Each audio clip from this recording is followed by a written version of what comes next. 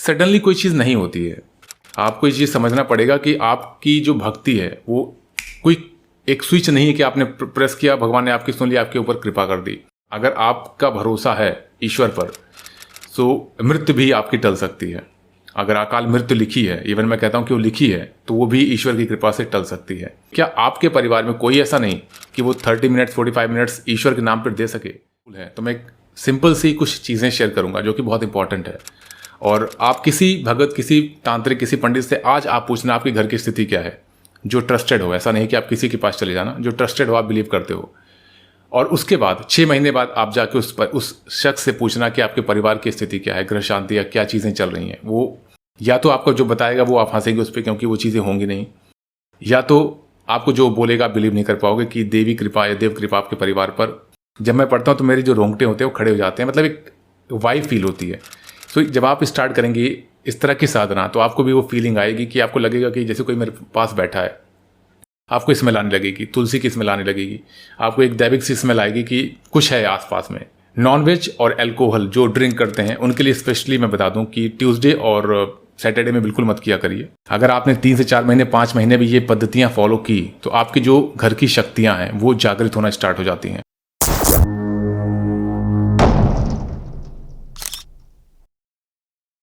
जय श्री राम, जय हनुमान।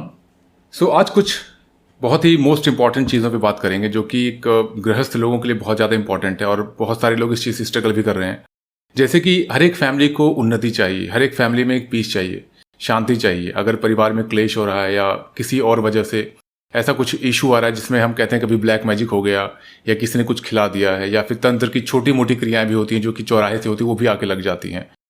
या इन सब को अगर हम हटा के भी बात करें, अगर ब्लैक मैजिक या फिर जो ऑकल्ट प्रैक्टिस है उनको हटा के भी बात करें, तो परिवार में अगर देव कृपा या देवी की कृपा नहीं है तब भी कहीं ना कहीं उस जो फैमिली होती है वो कहीं डिजीज से स्ट्रगल करती है, किसी बीमारी से स्ट्रगल करती है, या लोगों की जो मानसिकता होती है वो बहुत क्रूर हो जाती है। वो एक दूसरे से रिस्पेक्ट एक दूसरे की खो देते हैं। कहीं ना कहीं जो टॉकिंग बिहेवियर होता है या जो फैमिली किचन होता है जहाँ पर हम कहते हैं कि अन्नपूर्णा माँ है, सो कहीं ना कहीं जो नेगेटिविटी है वो एक तरह से उस परिवार में इन्वॉल्व होने लगती है और वो परिवार या वो इंसान समझ नहीं पाता कि एक्चुअल रीज़न क्या है।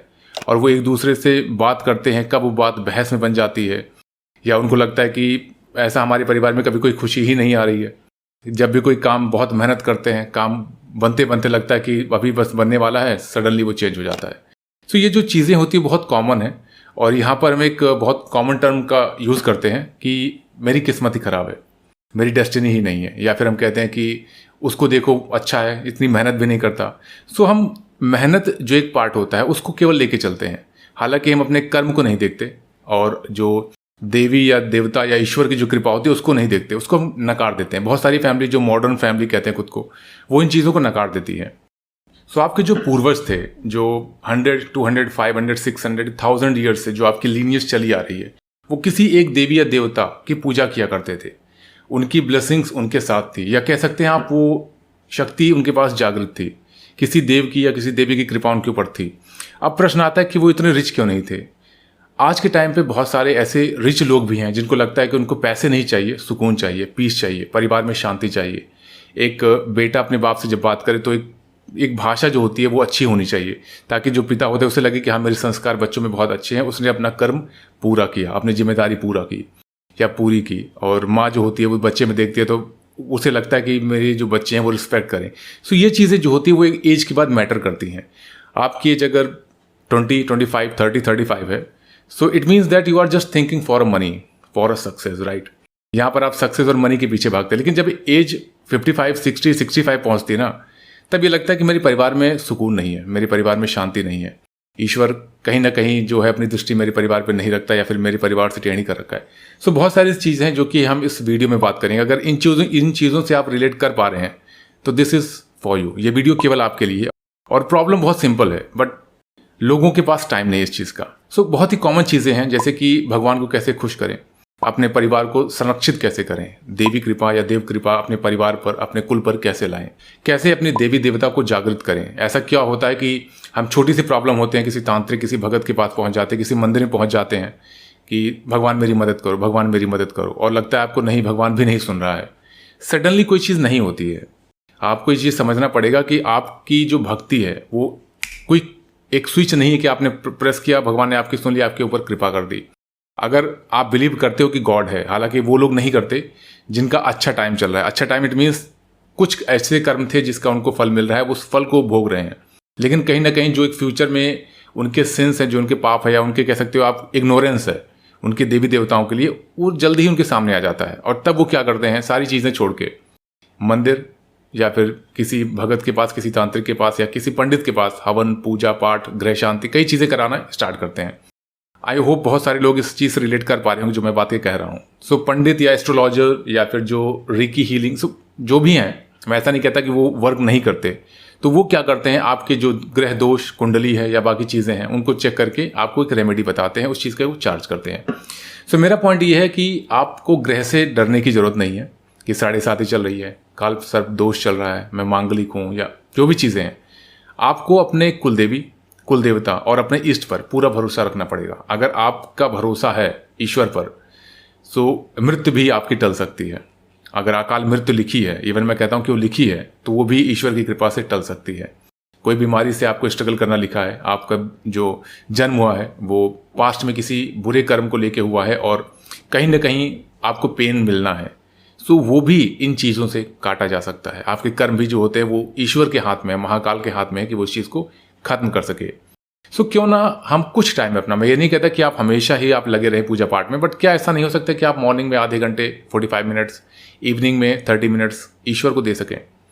अपने पूरी लाइफ को एक स्मूथ वे में, एक अच्छे वे में, एक उन्नत की ओर चलाने के लिए क्या आपके परिवार में कोई ऐसा नहीं कि वो 30 मिनट्स 45 मिनट्स ईश्वर के नाम पर दे सके? आपका पूरे परिवार के साथ में खड़े होकर आरती नहीं कर सकता, या आपका परिवार एक साथ बैठ के हंसी खुशी हवन नहीं कर सकता? मैं ये नहीं कहता कि आप इसको करके देखो, आप जस्ट इमेजिन करो कि आपका पूरा परिवार एक साथ खड़े होकर आरती करा ईश्वर की एक आवाज में। कितनी मधुर चीजें होती है वो फीलिंग, वो वाइब जो होगी आप फील कर पाओगे। एक साथ आपका परिवार बैठा है, हवन कर रहा है, हवन की आहुतियां दे रहा है, क्या ब्लेसिंग्स होती हैं। जो एनर्जी होती है वो कहीं ना कहीं डिफरेंट होती है, जो कि आप फील करते हो। सो हर एक परिवार में एक ऐसा इंसान होता है जिसके ऊपर ब्लेसिंग्स रहती है भगवान की। वो पूजा पाठ भक्ति में बहुत ज़्यादा बिलीव करता है या वो करना चाहता है, लेकिन परिवार में कुछ लोग या उनके दोस्त, फ्रेंड्स, सोसाइटी के लोग ऐसे कहते हैं कि ये क्या कर रहे हो, तुम तिलक क्यों लगा रहे हो, 24 घंटे पूजा ही करते रहोगे, ये तो भगत हो गया, ये तो साधु बन जाएगा। ये बहुत कॉमन चीज़ें सुनने को मिलती है। और भगवान इस हिसाब से परिवार में किसी न किसी को भेजता है जो कि पूजा पाठ या उस परिवार की समृद्धि के लिए कुछ करना चाहता है या कुछ करता है, राइट। आपके भी परिवार में कोई ना कोई होगा जो पूजा पाठ की तरफ बहुत ध्यान देता हो सकता है आपकी माता जी हो सकता है आपका छोटा भाई हो सकता है बड़ा भाई हो, या हो सकता है आपके पिताजी हो, जो कि आप नहीं समझते। आपको लगता है वो बस बिना मतलब की पूजा पाठ में लगे पड़े हैं, क्या फ़ायदा उसका। फ़ायदा यहाँ पर एक इंसान जो आज की ज़िंदगी जी रहा है वो इंस्टेंटली पैसा चाहता है, उसे तुरंत क्या फ़ायदा, मतलब क्या पैसा है, कितना पैसा मिल रहा है, आपने इतना टाइम दिया, क्या मिला आपको, इंस्टेंट रिजल्ट देखना चाहता है वो तब तक जब तक उसकी लाइफ एक स्मूथ वे में चलती है। जैसे ही जरा सा उसको पेन या ऐसा कुछ स्ट्रगल होता है वो तुरंत सोचता है कि हाँ भगवान की तरफ एक बार देखता हूँ क्या है, तुरंत हो जाता है। सो आपको करना कुछ नहीं है। आप अगर उनमें से हो जो कि आप पूजा पाठ बहुत अच्छे से करना चाहते हो या आपके परिवार में या किसी वजह से आपको लगता है कि वीडियो आपकी यूज़फुल है, तो मैं सिंपल सी कुछ चीज़ें शेयर करूँगा जो कि बहुत इंपॉर्टेंट है। और आप किसी भगत, किसी तांत्रिक, किसी पंडित से आज आप पूछना आपके घर की स्थिति क्या है, जो ट्रस्टेड हो। ऐसा नहीं कि आप किसी के पास चले जाना, जो ट्रस्टेड हो, आप बिलीव करते हो। और उसके बाद 6 महीने बाद आप जाके उस शख्स से पूछना कि आपके परिवार की स्थिति क्या है, ग्रह शांति या क्या चीज़ें चल रही हैं। वो या तो आपको जो बताएगा वो आप हंसेंगे उस पर क्योंकि वो चीज़ें होंगी नहीं, या तो आपको जो बोलेगा बिलीव नहीं कर पाओगे कि देवी कृपा या देव कृपा आपके परिवार पर हो रही है। सो सिंपल सी चीज़ें हैं। डेली आपको पूजा पाठ करनी है। जब मैं पूजा पाठ कहता हूँ, आप एक इष्ट, जो भी आपके इष्ट हैं, हनुमान जी हो, गणेश जी हो, विष्णु जी हो, राम जी हो, माँ दुर्गा हो, जगदम्बा हो, काली हो, या कोई हो, आप उनकी आराधना पूजा अच्छे से करें। अब यहाँ पर बात आती है आपके इष्ट देवी या देवता की या कुलदेवी कुल देवता की। मेरे पास आज एक प्रश्न आया था कि मेरी जो कुलदेवी हैं वो वैष्णो जी हैं, माँ दुर्गा थी, उन्होंने वैष्णो जी मेंशन किया है। और उन्होंने कहा कि मेरा जो भाव है वो कृष्ण जी के लिए जाग रहा है। मैं जब भी मंत्र जाप करती हूँ या फिर नाम लेती हूँ, कृष्ण जी का आता है। सो कुलदेवी या कुलदेवता के आपको मंत्र जाप नहीं करना है, या आप कह सकते हो कि आपको 24 घंटे उनकी पूजा आराधना नहीं करनी है। कुलदेवी का मतलब होता है कि आप उनको हमेशा स्मरण में रखें। जब आप पूजा करें तो उनके नाम से ही स्टार्ट करें, जब आप भोग लगाते हैं उनके नाम से ही स्टार्ट करें। कोई भी अच्छी चीज़ें होती हैं आपके परिवार में, पुत्र रत्न की प्राप्ति, जॉब मिल गई आपको, आपका घर बन गया, या फिर फॉरेन जाने की चीज़ें हो गई, या फिर किसी की हेल्थ बहुत ख़राब थी, सडनली अच्छी हो गई। सो ऐसा नहीं है कि यहाँ पर आप उनको भूल जाए। इस जगह पर हमेशा अपनी कुलदेवी कुलदेवता को जरूर से जरूर याद करें। अब ये बात आती है कि क्या मेरे ईस्ट में शक्ति नहीं है, तो वो डिफरेंट टॉपिक मैंने ऑलरेडी कवर कर रखा है। आपके ऊपर जो शक्तियां अटैक करती हैं या आपके ऊपर कोई तकलीफ आती है, सबसे पहले आपकी कुलदेवी कुलदेवता जो है और पितृ आपको संरक्षित करते हैं। ईस्ट बाद में आते हैं। आप अपने ईस्ट की पूजा करते हैं, उसी के द्वारा आपके जो पितृ होते हैं और कुछ हद तक कुलदेवी देवता। मैं ये नहीं कहता कि अगर आप ईस्ट की पूजा करेंगे कुलदेवी कुलदेवता खुश रहेंगे, बिल्कुल नहीं। आपको अपने ईस्ट की पूजा आराधना करनी है और कुलदेवी कुलदेवता के नाम का दीपक जलाना है, उनको भोग देना है और उनकी आराधना करनी है। कैसे करनी है, किस तरह आप उनको खुश कर सकते हैं, क्या 24 घंटे आपको बैठना है, मंत्र जाप करना है, नाम जाप करना है, वो सारी चीज़ें इस वीडियो में हम बात करेंगे। सो सिंपल सा प्रोसेस आपको रखना है। आप मॉर्निंग में अगर हो सके तो बेस्ट टाइम मैं आपको बता रहा हूँ 5 to 5:30 आप उठ जाइए। ये मैं ऐसा टाइम बता रहा हूँ जो कि मैक्सिमम लोग कर सकें। ब्रह्म मुहूर्त जो होता है अगर आप 3:30 या 4 पे उठें बेस्ट है, लेकिन अगर बहुत लेट आप उठना चाहते हैं, फिर भी मॉर्निंग का टाइम बता रहा हूँ 5 से 5:30 आप उठिए। स्नान ध्यान नित्य कर्म जो है आप करने के बाद आप जाइए, अपना आसन रखिए, अपने लेफ्ट पैर को ऊपर रखिए, अपने कुलदेवी कुलदेवता को प्रणाम करते हुए, गणेश जी को याद करते हुए आप अपने आसन पर विराजमान हुई। जो पूजा पद्धति है सिंपल मैंने ऑलरेडी शेयर कर रखी है। अब फिर भी मैं एक लिस्ट में नॉर्मली आपको बता देता हूँ कि हाँ, आपको जल रखना है तांबे के पात्र में, और सामान जो है आप पूजा पाठ का हमेशा ये मत सोचिए कि ये मैनेज कर लेंगे। आप अपना पैसा इन्वेस्ट करिए थोड़ा सा भगवान के लिए भी। आप उनकी सामग्री को लाएं, जैसे कि आप आचमनी होती है, आचमनी को आप लें, हाथ में ले, ओम भूर्भुवः स्वः तत्सवितुर्वरेण्यं भर्गो देवस्य धीमहि धियो यो नः प्रचोदयात्। इस मंत्र या शुद्धि का मंत्र होता है। कुछ नहीं आता आपको तो केवल आपने हाथ में लिया ओम, और इस फीलिंग को रखिए कि आपकी जो वाइब्रेशन है वो महादेव महाकाल के मुख से निकल रही है और पूरा प्यूरिफाई हो रहा है। उस जल को अभिमंत्रित करके आप अपनी देवी देवता और मंदिर पर पूरा पे छिड़काव करिए, इस बिलीव के साथ कि वो सब शुद्ध हो रहा है। आप प्रणाम करिए, गणेश जी का आवाहन करिए। गणेश जी का आवाहन करिए कि हमारे परिवार पर अब सदैव अपनी एक सात्विक दृष्टि बनाएं, कृपा करें, क्योंकि विघ्नहर्ता हैं, वो अंधों को आंख देने वाले हैं, दीनन की लाज रखने वाले हैं, तो वो कृपा करें। और गणेश जी से ही हर पूजा की शुरुआत होती है। गणेश जी के बाद जब आप दीप जलाएंगे तो सबसे पहले आप ज्योति या दीपक जो भी है, आप सबसे पहले आंख बंद करेंगे। अगर कुलदेवी कुलदेवता की फोटो नहीं है, वहाँ फोटो है तो आप उनको देखते हुए एक बार उनको दीप दिखाएंगे, प्रार्थना करेंगे, अपने भाव को प्रकट करेंगे। नहीं है, आप इमेजिन करेंगे केवल उनकी फोटो, क्योंकि बहुत सारे कुलदेवी कुलदेवता ऐसे हैं जिनकी फोटो नहीं रखी जाती है या रखी जाती है वो रख नहीं पाते हैं। बहुत सी रीज़न है उसके, क्योंकि पहले जो मूर्तियाँ बनाई जाती थी वो हाथों से बनाई जाती थी, तो बहुत सारे लोग ऐसे नहीं थे कि वो कलाकार थे। सो मूर्ति में भाव होता था। तो आपको सिंपल से करना है, केवल उस मूर्ति को याद करते हुए, इमेजिन करते हुए आप एक बार दीप दिखाएं, प्रणाम करें कुलदेवी कुलदेवता को जो आपके ग्राम देवता हैं। उसके बाद अपने ईष्ट या जो बाकी देवी देवता हैं आप उनको दीप दिखा के प्रणाम करके पूजा पद्धति को आप पूरी तरह से नॉर्मली चला सकते हैं। यहाँ पर देवी देवता की जब मैंने बात की तो आपके ईष्ट हो गए, लक्ष्मी जी, गणेश जी, ये सब आपके मंदिर में होते ही हैं, राइट। और कुलदेवी कुलदेवता की अगर नहीं भी है कोई बात नहीं। भोग कैसे लगाना है, अपने ईष्ट के लिए आप केवल भोग लगाइए और प्रार्थना में रखिए सभी देवी देवताओं को भी ये भोग लग रहा है। कुलदेवी कुलदेवता के लिए अगर आप अलग से करना चाहते हैं तो बेस्ट है एक दीप सरसों का, या फिर जिस कुलदेवी कुलदेवता का जो विधान चला रहा है आपके कुल में, आप उसको फॉलो कर सकते हैं। मैक्सिमम जो कुलदेवी की या कुलदेवता की पूजा की जाती है वो फ्राइडे को की जाती है। आपको नहीं पता तो आप फ्राइडे को एक सरसों के तेल का दीपक जलाएंगे या घी का दीपक जलाएंगे, जैसा भी है। और हर फ्राइडे को ये आदत डालें आप, फ्राइडे को एक दीप अलग से कुलदेवी कुलदेवता के नाम का जला के प्रणाम करके उनसे प्रार्थना करें कि हमारे परिवार पर सदैव अपनी एक सात्विक एक दैविक दृष्टि रखें, कृपा बरसाएं, ताकि हम लोग संकट से बचें और हमारे परिवार जो है उन्नत की तरफ जाए। अब जैसे बहुत सारे लोग जो है वो हनुमान जी के भक्त हैं, बहुत सारे लोग दुर्गा जी के भक्त हैं, तो मैं एक सिंपल से एग्जांपल लेके बताता हूँ। अगर आप हनुमान जी के भक्त हैं तो आपको हनुमान चालीसा का पाठ करना है, हनुमान अष्टक का पाठ करना है, और एटलीस्ट ट्यूसडे और सैटरडे को आप सुंदरकांड का पाठ जरूर करें। अगर एक दैविक कृपा आप अपने घर पे चाहते हो तो बेस्ट रहेगा। अगर आप उनमें से हो कि नहीं पढ़ पा रहे हो, हालांकि अगर आप पढ़ सकते हो नहीं पढ़ पा रहे तो मैं उनके लिए क्षमा चाहूँगा कि आप इग्नोरेंस यहाँ पर आएगी। बट अगर आप सच में नहीं पढ़ पा रहे हो, अवधि भाषा है, आपको नहीं आता है, बट आपकी भक्ति है, कुछ नहीं करना। आप केवल ट्यूसडे और सैटरडे को आप सुंदरकांड की एक पुस्तक लाएं, उसकी 1-2-4 लाइन पढ़ें, हिंदी का मतलब जानें, बस अपने भाव को श्री राम के चरणों में रखें कि हे श्री राम, आपके जो भक्त हैं हनुमान जी, मैं उनकी स्तुति कर रहा हूँ, कृपया अपने आशीर्वाद बना के रखें। हनुमान जी, आपसे भी निवेदन है कि आप अपना आशीर्वाद हम पर बना के रखें। हनुमान जी की भक्ति के साथ श्री राम का नाम बहुत जरूरी है। राम नाम भी आप अगर जाप करते हैं तो बहुत है। सो आपको सबसे पहले जो भी है पंचमुखी हनुमान अगर आप रखेंगे तो बहुत अच्छी बात है। मेरे पास क्वेश्चन आता है कि हनुमान जी और पंचमुखी हनुमान किसके रखें। सो मेरे अकॉर्डिंग आज का टाइम जो देखते हैं कि परिवारों में बहुत दिक्कत चल रही है, कलेश चल रहा है, नेगेटिविटी बहुत ज़्यादा फैली है, तो पंचमुखी हनुमान की एक फ़ोटो या एक मूर्ति होना बहुत ज़रूरी है हर एक मंदिर में, हर एक घर में। तो आप पंचमुखी हनुमान को रखेंगे, आप उनके पूजन करेंगे, हनुमान चालीसा का पाठ करेंगे। हनुमान चालीसा का पाठ आप 3 करेंगे, ऐसा नहीं कि केवल 1 पाठ करके रह जाए। हमेशा आदत डालें कि 3 पाठ करें। क्यों करना चाहिए, 1 क्यों नहीं कर सकते? देखिए, अगर आप ईश्वर की कृपा पाना चाहते हैं तो ऐसा नहीं कि आपने केवल टाइम पास करना है। हमेशा हैबिट डालें 3 हनुमान चालीसा। इसके कई रीज़न हैं, वो आगे सिद्ध हो जाते हैं, उसकी कृपा एक अलग से मिलती है, एक साधना में भी जुड़ जाता है। सो कई चीज़ें, स्टेप्स मैं देखकर मैं आपको बता रहा हूँ कि हमेशा हनुमान चालीसा 3 करें। अगर मॉर्निंग इवनिंग आप पाठ कर रहे हो तो 3 मॉर्निंग 3 इवनिंग, नहीं हो पा रहा तो मॉर्निंग में 3, इवनिंग में 1 आप कर लीजिए। सुंदरकांड का जैसे मैंने बताया ट्यूसडे और सैटरडे में आपको पाठ करें, बहुत अच्छा है। नहीं कर पा रहे कोई बात नहीं, आप केवल पढ़िए, उसके जो श्लोक्स हैं, वो उसकी जो लाइंस हैं उसे आप पढ़िए, उसका मतलब समझिए। ईश्वर की कृपा जब आपके ऊपर होगी आप उसे फील कर पाओगे। जब मैं पढ़ता हूँ तो मेरे जो रोंगटे होते हैं वो खड़े हो जाते हैं, मतलब एक वाइब फील होती है। सो जब आप स्टार्ट करेंगे इस तरह की साधना तो आपको भी वो फीलिंग आएगी कि आपको लगेगा कि जैसे कोई मेरे पास बैठा है।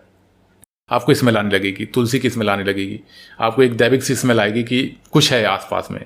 सो चीज़ें बहुत अलग होती है। कैसे सुंदरकांड का पाठ करना है, अगर आपको नहीं पता आप कमेंट करके बताइए, मैं आपको एक अलग सी वीडियो बना के दे दूंगा कि किस तरह सुंदरकांड का पाठ ट्यूसडे और सैटरडे में किया जाता है। अब अगर दुर्गा जी की आप आराधना करते हैं, दुर्गा सप्तशती है, बहुत पावरफुल है। दुर्गा सप्तशती में एक कवच भी दे रखा है, अगर आप उनके भक्त हैं तो कवच का पाठ करिए, आपको याद हो जाएगा। नहीं याद होता कोई बात नहीं, आप उसका पाठ करिए हर फ्राइडे को। सप्तशती पूरी खत्म करने की आपको जरूरत नहीं है, पूरा पढ़ने की जरूरत नहीं है कि आप देखें। अगर संस्कृत पढ़ सकते हैं बेस्ट है, नहीं पढ़ सकते कोई बात नहीं, आप हिंदी में पढ़िए। जो उसका एक कवच है वो पढ़िए, उसमें आप देखिए बहुत अच्छे अच्छे मंत्र हैं, वो एक पावरफुल चीज़ें हैं। तो आप उनकी जब आराधना साधना करेंगे तो आपको धीरे धीरे वो मेमोराइज हो जाएंगे। श्लोक्स, संस्कृत के जो मीनिंग्स हैं, बहुत सी चीज़ें आपको याद हो जाएंगी। क्योंकि हर चीज़ें जब पहली बार करते हैं हमें अनकंफर्टेबल फील होता है, चाहे हम बाइक चलाएं, चाहे ऑफिस में जाके इंटरव्यू देते हैं, चाहे ऑफिस का काम करते हैं, चाहे कंप्यूटर हैंडल करें, इवन एंड्रॉयड से आईफोन पे भी आप मूव होंगे तो आपको कहीं ना कहीं अनकंफर्टेबल होगा, राइट। सो ईश्वर में भी इसी तरह समझिए, डरने की कोई जरूरत नहीं, आप प्रैक्टिस करिए पढ़ने की, केवल आपको भाव शुद्ध रखना है। हनुमान जी के जो भक्त हैं वो ट्यूसडे और सैटरडे में ब्रह्मचर्य का पालन जरूर करेंगे, जरूर से जरूर करिएगा। नॉनवेज और अल्कोहल जो ड्रिंक करते हैं उनके लिए स्पेशली मैं बता दूं कि ट्यूसडे और सैटरडे में बिल्कुल मत किया करिए। अगर आप दुर्गा जी के भक्त हैं तो आप इग्नोर करिए फ्राइडे को। हालांकि मैं कंप्लीटली, अगर मुझसे कोई पूछेगा कि साधना का रिजल्ट कैसे मिलता है तो 100% अगर आपको रिजल्ट चाहिए तो आपको इन चीज़ों से दूर रहना पड़ेगा। अल्कोहल से, नॉनवेज से एकदम कंप्लीटली, आपके घर पे भी नहीं होना चाहिए। और मेरी बात अगर आपको ऐसी लगती है तो आप 1% जो भी है वो अगर साधना स्टार्ट करेगा सो विदिन 3 to 4 मंथ्स आपको दिखेगा आपके परिवार जन में भी चेंजेस स्टार्ट हो जाएंगे बिना आपके कहे। आप जब 1 दिन 2 दिन 3 दिन का एक गैप रखोगे नॉनवेज के लिए, अल्कोहल के लिए, फिर आपका उन चीज़ों के प्रति मन लगने वाला ही नहीं है। और कहीं ना कहीं आपके फैमिली पर जब वो कृपा होगी, वो एक कह सकते हो आप ईश्वर की जो एक दैविक तरंग होती है, जब आपके घर में वो शक्ति बढ़ती हैं तो आपके परिवार की जो मानसिकता होती है वो चेंज होती है। सब एक तरह से उनके ब्लेसिंग्स में आ जाते हैं। जब आप आरती कर लेते हैं, आरती करते समय आप कोशिश किया करिए कि वीक में 2 या 3 दिन आप आरती के जो दीपक जलाते हैं, जो घी का दीपक हो सकता है या चमेली का तेल का, अगर ट्यूसडे सैटरडे की बात करें, या तिल के तेल का हो सकता है जो आरती के लिए कपूर से करते हैं, सो उसमें आप 2 लौंग रखिए। इस भाव के साथ रखिए कि मेरे घर की जो नकारात्मकता है प्रभु उसको आप दूर करें। आप उसको रख के फिर आरती करिए, बहुत पावरफुल रहता है।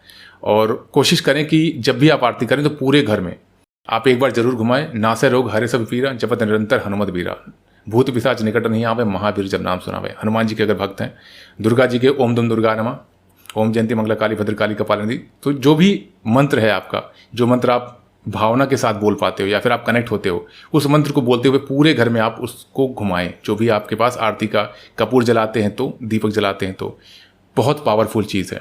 अगर आपने 3 से 4 महीने 5 महीने भी ये पद्धतियां फॉलो की तो आपकी जो घर की शक्तियां हैं वो जागृत होना स्टार्ट हो जाती हैं। आपको गेट पर एक सरसों का दीपक जलाना है। मेरा रिकमेंडेशन रहेगा कि अगर आपकी माता जी हैं या आपकी वाइफ हैं वो जलाएंगी, लक्ष्मी रूप है, बहुत ज़्यादा पावरफुल रहेगा, घर उन्नति की तरफ यहाँ पर जाएगा। प्लस एक चीज़ बता दूँ, यहाँ पर 2 चीज़ें होती हैं। पहली, लक्ष्मी जी की कृपा होती है, दूसरी कुलदेवी की कृपा होती है। सो हमेशा अपनी माता जी, अपनी वाइफ से कहिए कि जो गेट की तरफ है वहाँ पर एक दिया रखें और सरसों के तेल का जलाएंगे, बहुत पावरफुल रहेगा। आपको संडे को अग्यारी करनी है, बहुत सिंपल रखता हूँ। संडे को अग्यारी करनी है, कुछ नहीं करना है, एक ओपला लेना है जो एक गाय के गोबर का बनता है, उसको आप 80% बर्न करिए गैस पर, उसके ऊपर गुड़ और घी का मिश्रित करके इस भाव में, ठीक है, इस तरह से आपकी ये उंगली और तर्जनी और कनिष्ठ उंगली दोनों नहीं टच होंगे, केवल अंगूठा और ये जो बीच की मध्यमा और कनिष्ठ है, इन दोनों से आपको आहुतियाँ देनी है। बहुत सिंपल रखना है। आपको पहले जो उठाना है ओम गणेशाभ्यो नमः स्वाहा, उसके बाद ओम नमः शिवाय स्वाहा, जो आपकी ईष्ट है ओम दुम दुर्गा नमः स्वाहा, ओम हम हनुते नमः स्वाहा, ओम हम हनुते रुद्रात्मकाय होंग फट, जो भी है ओम क्लीं कृष्णाय नमः, ओम जो भी है आपकी ईष्ट। अगर नहीं पता आप मुझे कमेंट करके बताइए, मैं मंत्र आपको बता दूंगा। अपने ईष्ट के नाम की, काल भैरव के नाम की, जो पूजा करते हो काल भैरव की, महादेव के नाम की, सबसे पहले गणेश जी की, फिर ओम नमः शिवाय शिव जी की। शिव जी की मैं इसलिए कहता हूँ कि बहुत सारे मेरे जो सब्सक्राइबर हैं जो देखते हैं वीडियो, उनके गुरु नहीं है।